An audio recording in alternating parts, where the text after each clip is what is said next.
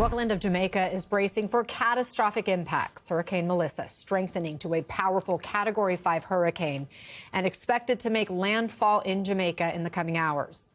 The storm has already produced winds of 160 miles per hour, the most dangerous on the hurricane scale, and the conditions are only supposed to intensify. The island expecting up to 40 inches of rain, so major flooding expected. Last night, one of Jamaica's government ministers delivered this stark warning. If you listen to what Evan said about the level of rainfall and the possibility of flooding, many of these communities will not survive this flooding. NBC weather forecaster and climate reporter Moses Small.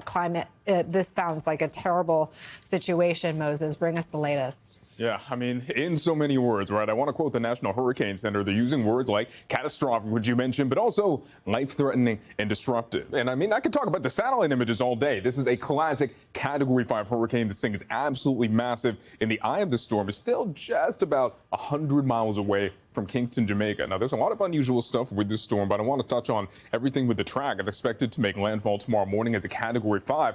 That'd make it the strongest storm ever to make a direct hit on Jamaica. That's quite literally never happened before, and it's expected to stay a major hurricane as it landfalls again in Cuba on Wednesday morning. Wind speed still around 120 miles per hour. Now, one thing we've noticed throughout the entirety since the storm formed, it is just crawling really slowly. It's only moving about 3 miles per hour right now, and that slow-moving nature really sets up Jamaica, especially for potentially historic flooding. Those rain totals could be anywhere from 2, 3, upwards of even 4 feet. And in a place like Jamaica that has really mountainous and rugged terrain, those mountains can actually cause that rising air to squeeze out rain a little more quickly, increasing that risk of flooding. And when you talk about the wind threat, and once you have sustained wind speeds of about 160 miles per hour, even really sturdy, well-built structures can be severely damaged or leveled. And when you talk about down trees, down power lines, all of that can make it much more difficult to access those areas that have been affected. So it's really no surprise here that the government officials of Jamaica are telling people find a safe place